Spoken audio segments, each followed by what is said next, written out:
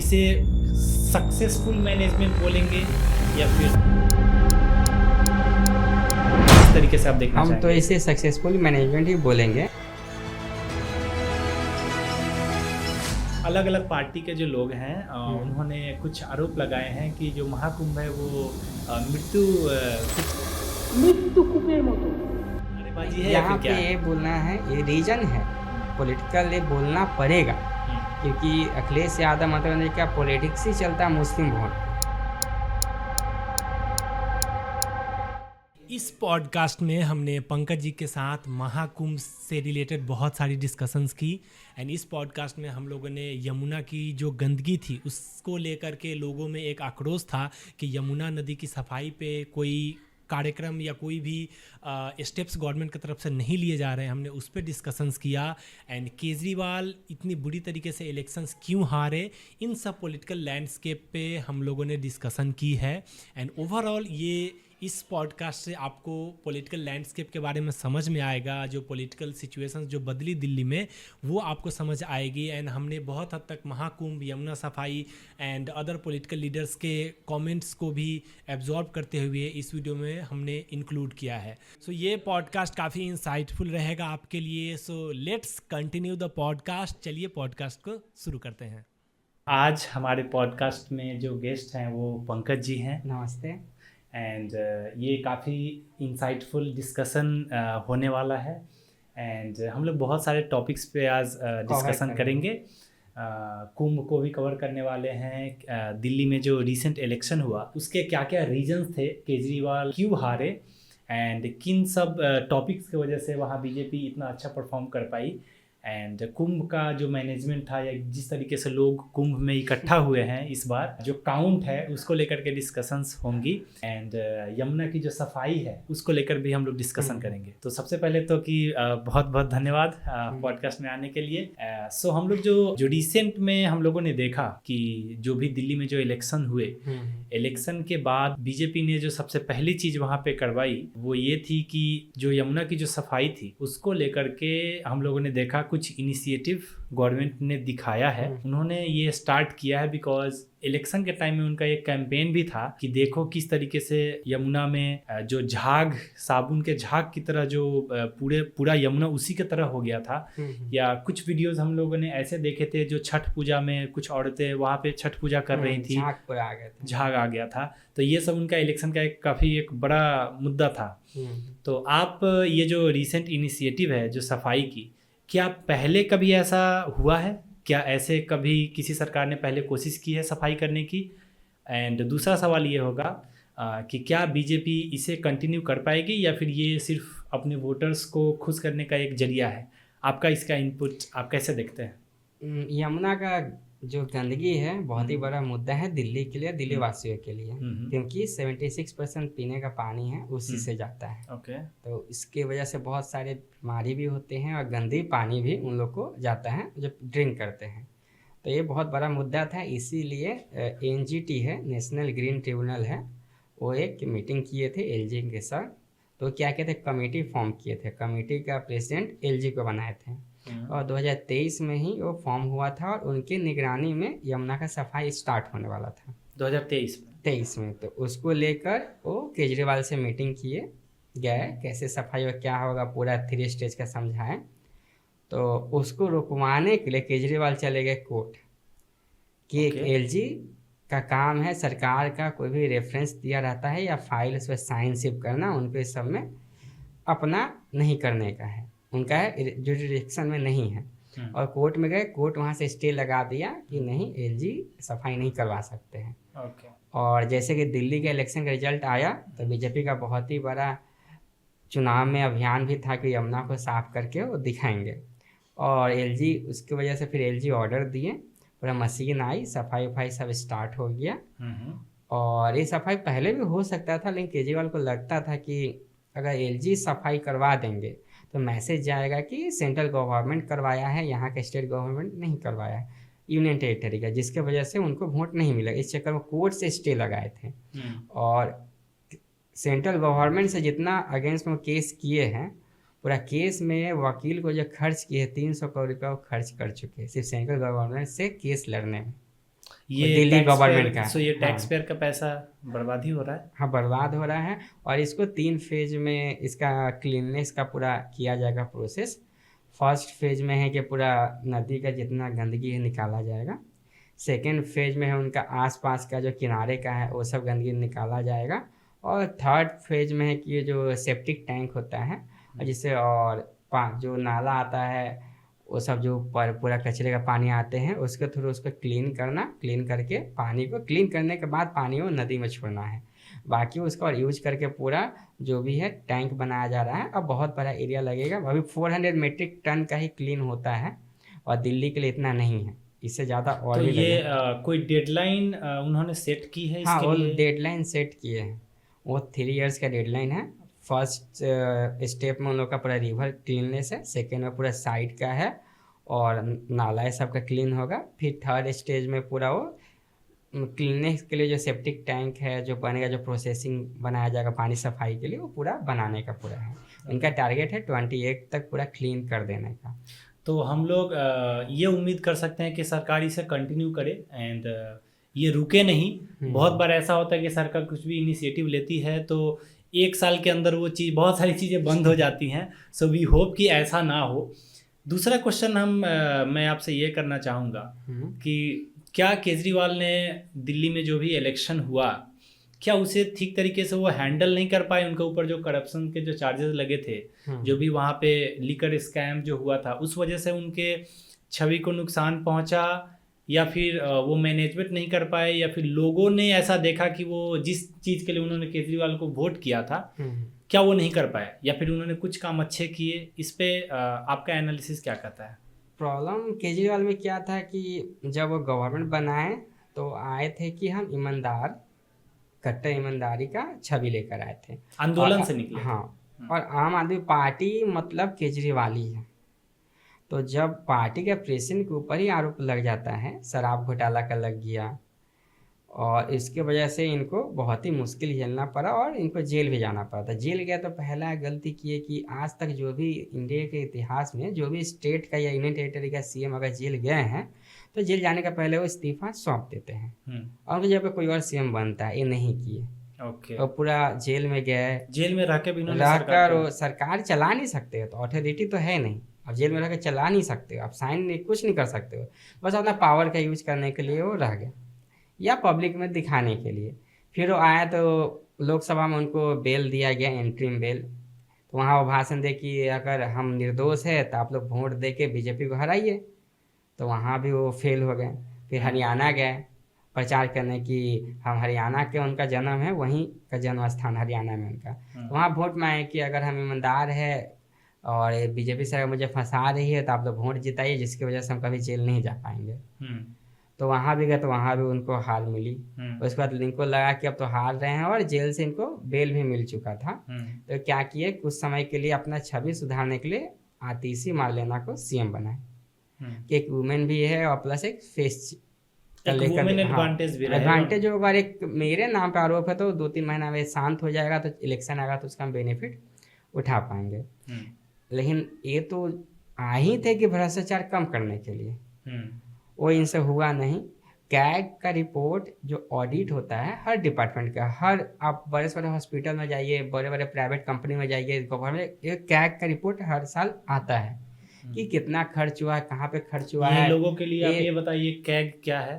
CAG का काम है कि ऑडिट करना। मान लीजिए कि एक सिंपल आपको बता रहे कि कोई आपका कंपनी चल रहा है, तो कंपनी में जो भी अकाउंट का खर्च हुआ है उसका पूरा डिटेल देखना कि कहाँ से पैसा आया है, कहाँ खर्च हुआ है, कहाँ आप लॉस है, कहाँ फालतू खर्च किए हैं, तो पूरा हिसाब रहता है। तो कैग रिपोर्ट में मेनली अगर आप कुछ चोरी नहीं किए हैं, नहीं हुआ तो आपको रखना चाहिए था। आपका सरकार 10 साल रहा और 2016 से कंटिन्यू अभी तक का कैग रिपोर्ट आप नहीं रखे। टोटल 14 कैग रिपोर्ट है जो 27 या 25 फरवरी तक टेबल हो जाएगा। तो उससे पता चलता है कि क्या गड़बड़ है। सरकार जो चलाए हैं, कोई स्कीम लाए, उसमें घोटाला हो रहा है कि नहीं हो रहा। जैसे कि सबसे बड़ा एक एग्जाम्पल है 2G और कोल, उसका भी कैग रिपोर्ट से ही पता चला था कि 2G का घोटाला हुआ है और कोल का हुआ है। तो उसका पहले अगर वो रिपोर्ट नहीं पटल पर रखा जाता तो किसी को पता नहीं चलता। तो ये फॉल्ट इन्हीं का है एंड बीजेपी ने इसका अच्छा खासा एडवांटेज भी लिया। प्लस फाइट तो ऑलवेज केजरीवाल से था, केजरीवाल में क्या कितना विधायक उससे फाइट नहीं है, फाइट था केजरीवाल के चेहरे पे और बीजेपी। तो केजरीवाल तो खुद डेंट लगा चुके थे शराब घोटाला को, और इतना ये शातिर हैं कि इस दिल्ली के जितने न्यूज़ है या प्रिंट है और इलेक्ट्रॉनिक मीडिया को पैसा देते हैं, तो वो शराब घोटाला नहीं लिखते थे, अब ध्यान दीजिएगा, आबकारी घोटाला लिखते थे। अच्छा, हाँ। कितनों को पता ही नहीं आबकारी का मतलब क्या होता है, कि जिसको से किसी को पता ना चले और इलेक्शन तक हम निकल जाए।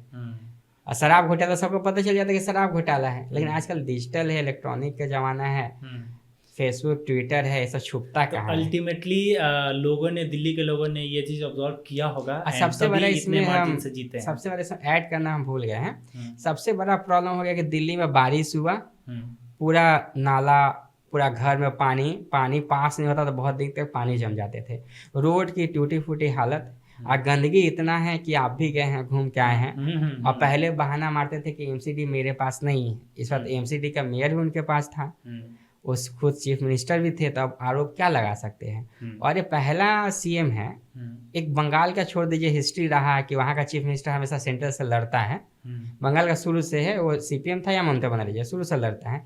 उसके अलावा पहला है दिल्ली का जो हमेशा सेंट्रल से लड़ाई कर रहे थे हर पावर के लिए, जो साफ जो दिल्ली का एनसीआर का जो बना गया है बिल कि कैसे यहाँ का यहाँ का जो गवर्नमेंट फंक्शन करेगा, सेंट्रल के हाथ में क्या है, आपके हाथ में क्या है, पर डिफाइन किया गया, फिर भी झगड़ा करते थे। अगर आपने वीडियो को यहाँ तक देखा है, इसका मतलब है कि आपको वीडियो पसंद आई है।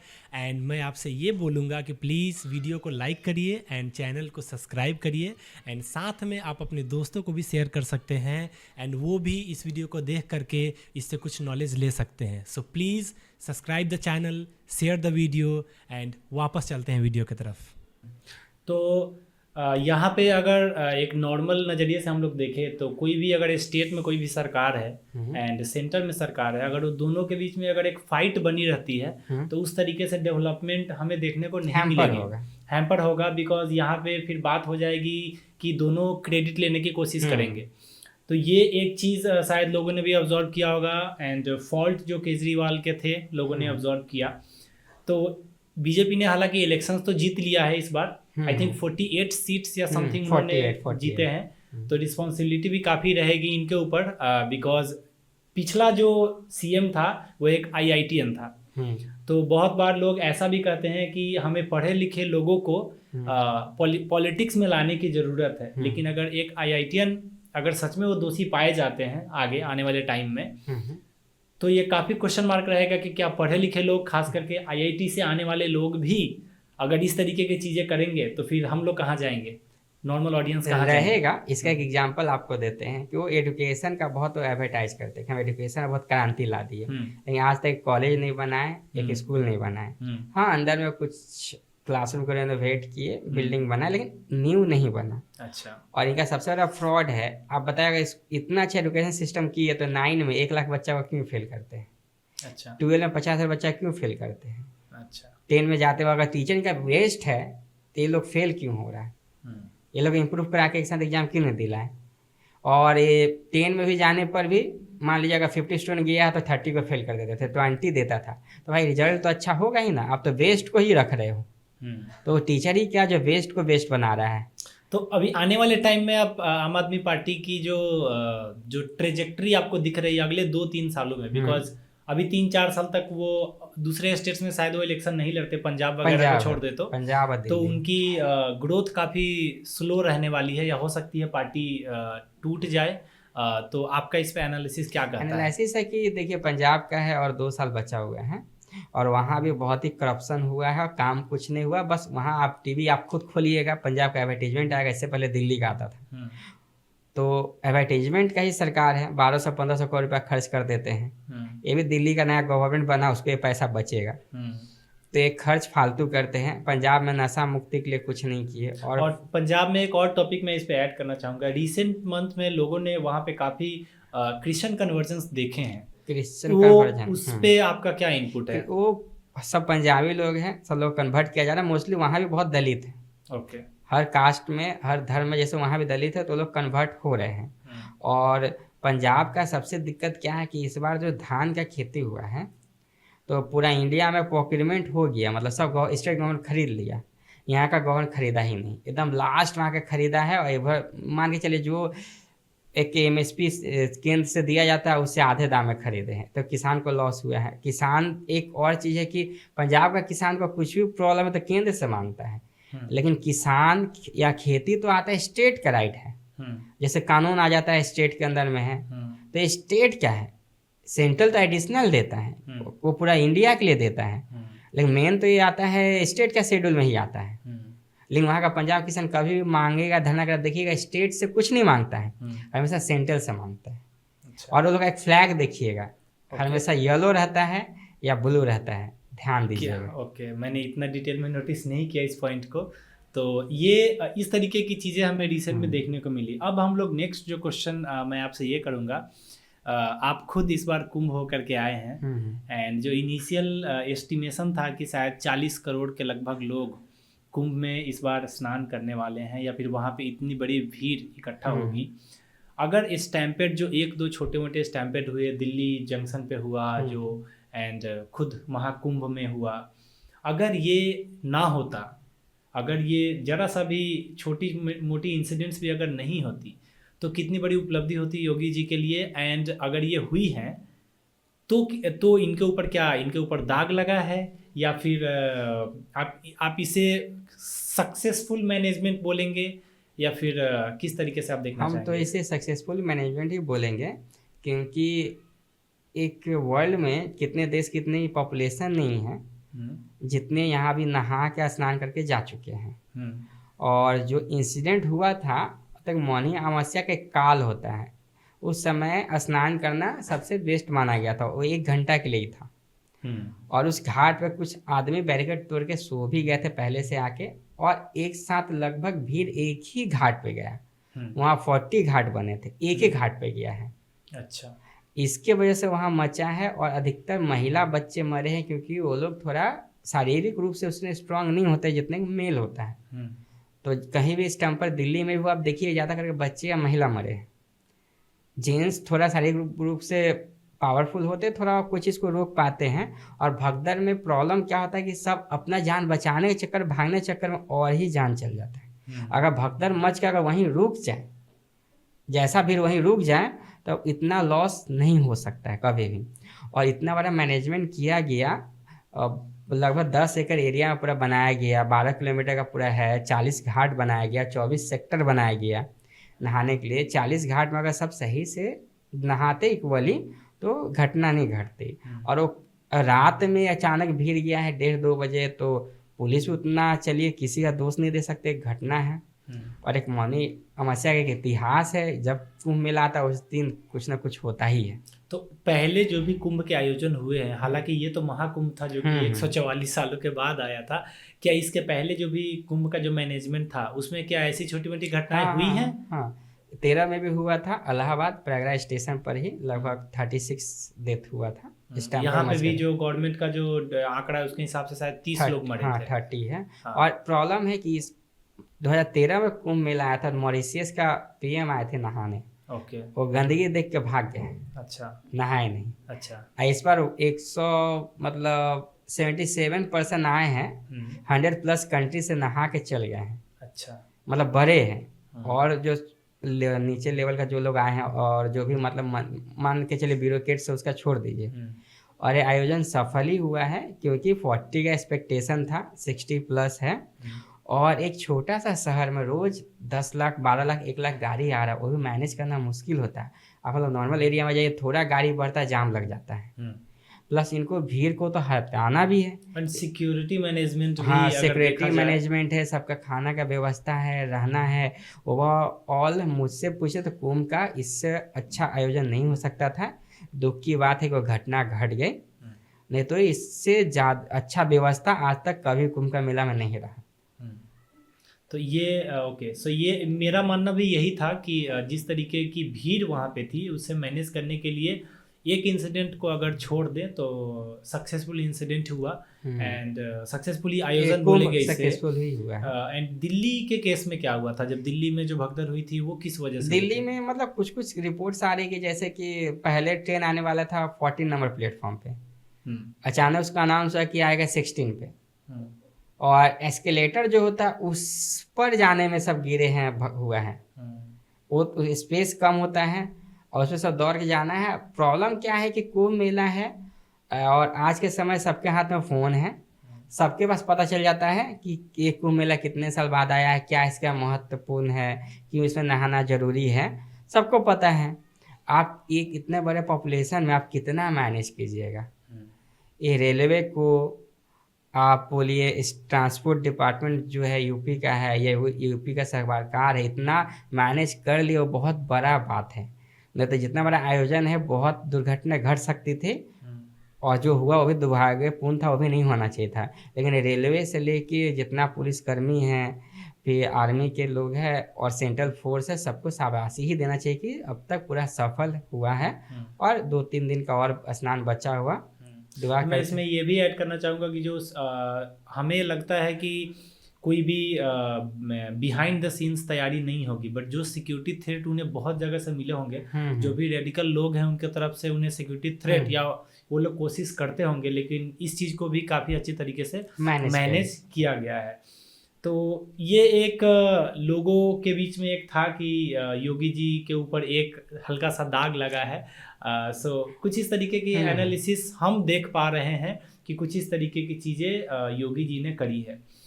तो ये तो हुई महाकुंभ की बात। अब हम लोग आते हैं ओवरऑल जो अलग अलग पार्टी के जो लोग हैं उन्होंने कुछ आरोप लगाए हैं कि जो महाकुंभ है वो मृत्यु कुछ ऐसा मृत्यु को ममता बनर्जी वेस्ट बंगाल के सीएम ही बोली है, उन्होंने बोला था। आई थिंक अखिलेश यादव ने भी कुछ कमेंट्स किए थे। तो वो उसे क्या वो एक पॉलिटिकल नारेबाजी है या फिर क्या? ये बोलना है, ये रीजन है पॉलिटिकल, ये बोलना पड़ेगा क्योंकि अखिलेश यादव ममता बनर्जी का पॉलिटिक्स ही चलता है मुस्लिम वोट पे। अच्छा। और अब मान लीजिए एक आधा हिंदू आबादी नहा के जा रहे हैं, अच्छा 60 करोड़ आप बोल रहे हैं, अगर उसमें से अगर वो 30 करोड़ और छोड़िए हम बोलते हैं 20 करोड़ भी अगर अभी वोट दे देंगे तो बीजेपी तो कभी हारेगी ही नहीं। अच्छा, ये इसीलिए ये एंगल है। तो उनको तो वोट चाहिए। अच्छा। तो कैसे वोट होगा, किसको खुश करने के लिए क्या करना होगा? तो मुस्लिम को खुश करने के लिए आप बोलिए गंदगी है, मृत्यु हो गया है, और आप जो भी किस्म से आप कैसे बदनाम करते रहिए। जैसे एक इन्वायरमेंटल का सेंट्रल गवर्नमेंट का डाटा लेकर एक वहाँ का पानी सबसे गंदगी है। अच्छा। हम तो खुद नहा कर आए हैं और 1 महीना से लगभग होगा, अगर इतना गंदगी है वहाँ का अगर पानी में कुछ था तो आज तक कोई एक रिपोर्ट क्यों नहीं आया? हम तो खुद नहा कर आए। तो ये ओके, सो ये सारी चीज़ें पंकज जी ने भी दिखाई है एंड इनकी एनालिसिस कुछ इस तरीके थी। आप अपना कमेंट्स ज़रूर बताइएगा कि आप क्या सोचते हैं। क्या आपने महाकुंभ में आपने भी स्नान किया, क्या आपने विजिट किया, या फिर आपके फैमिली मेम्बर्स ने ज़रूर बताया होगा कि किस तरीके की मैनेजमेंट उन्होंने देखी है। एंड हमने दिल्ली इलेक्शंस को भी थोड़ा बहुत कवर किया। एंड ऐसे ही वीडियोज़ के लिए प्लीज़ चैनल को सब्सक्राइब करिएगा एंड सपोर्ट करिएगा। तो पंकज जी आने के लिए, वीडियो में आने के लिए बहुत बहुत थैंक यू। फिर हम लोग अगले वीडियो में कुछ और टॉपिक के साथ आएंगे। तो तब तक के लिए नमस्कार।